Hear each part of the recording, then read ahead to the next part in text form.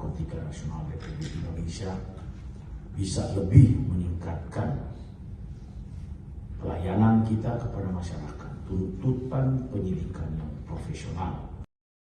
Launching aplikasi e-Midik Badan Narkotika Nasional. 1, 2,